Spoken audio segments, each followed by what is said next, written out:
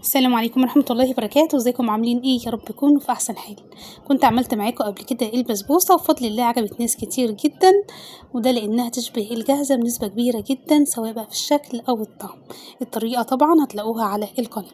اما بقى عن وصفة النهاردة فهي الهريسة الاسكندراني اللي هترمي معانا كمية حلوة جدا بالرغم من بساطة مقاديرها. هنطلع بقى كده هريسة مكرملة وبطعم بقى حاجة كده بقى ايه فاخر من الاخر.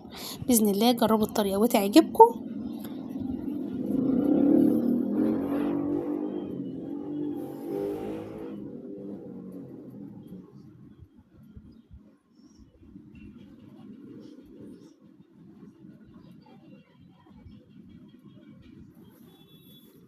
تعالى كده نشوف الطريقة، بس متنسوش بقى لايك حلو زيكم وكمان الاشتراك.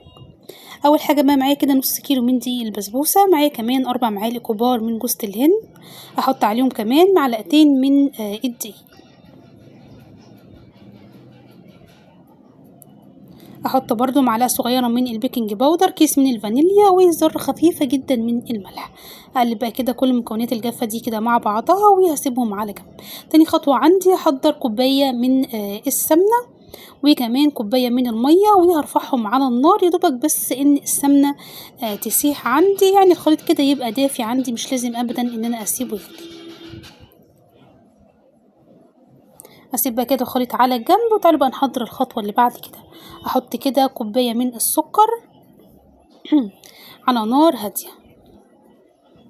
اول ما الاقي ان السكر كرمل عندي كده من تحت هبدا اقلب بالمعلقه، يعني ما بقلبش قبل كده، يعني ما ينفعش ان انا اقلب في البدايه، لان انا لو قلبته اول ما حطيته يعني هيبدا ان هو يكلكع عندي.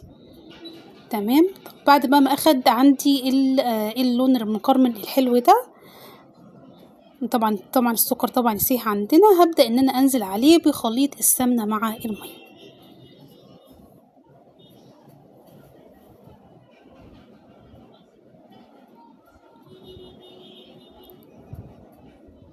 طب هبدا بقى اقلب كده كل الخليط ده كده بقى مع بعضه كويس جدا، لحد طبعا ما الاقي طبعا ان السكر داب معايا مره تانية.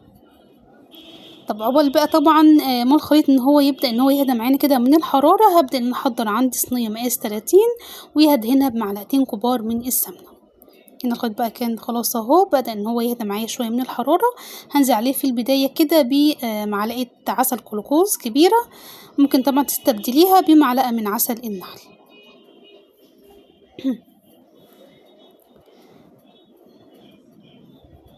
هبدا انزل بقى كده بالخليط على طبعا المواد الجافه.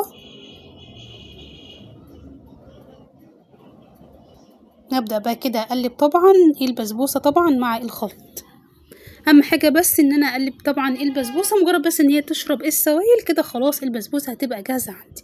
انما طبعا ما بقلبش كتير، لان لو قلبت كتير وارد جدا ان بعد ما البسبوسة تستوي عندنا ان هي يعني بعد ما نيجي نسقيها بالشربات هنلاقيها ان هي صعب جدا ان هي تشرب الشربات، فعشان كده ما بنقلبش البسبوسة كتير. ابدأ انزل طبعا بخليط البسبوسة في الصينية.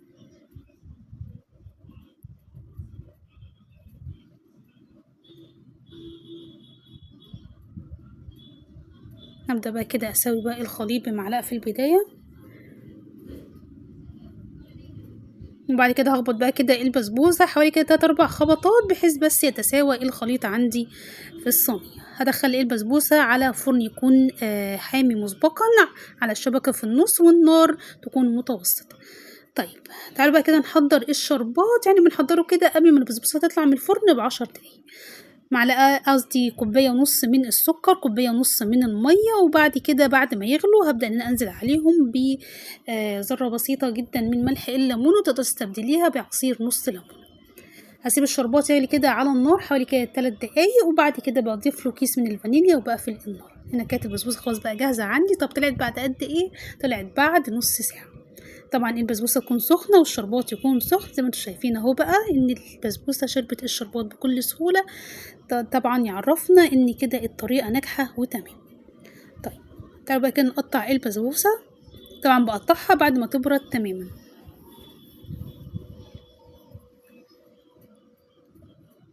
عايزه اقول لكم ان الهريسه، بصوا انا عماله اقول لكم بسبوسه بسبوسه بس هي في الاساس هريسه. إن طبعًا ضِفت لها طبعًا إضافات تانية خلّتها طبعًا هريسة. المهم عايزة أقول لكم إن الطريقة حلوة جدًا، جدًا، بإذن الله هتعجبكم، طعمها كمان كده فيه كرملة حلوة جدًا طبعًا، عشان طبعًا كرملنا طبعًا السكر، غير كده طبعًا الكمية كمية عائلية، فبإذن الله الطريقة تعجبكم وتعجب كمان الأولاد. لو عجبكم ما تنسوش بقى لايك حلو زيكم، كمان اشتراك، باحبكم في الله، والسلام عليكم ورحمة الله.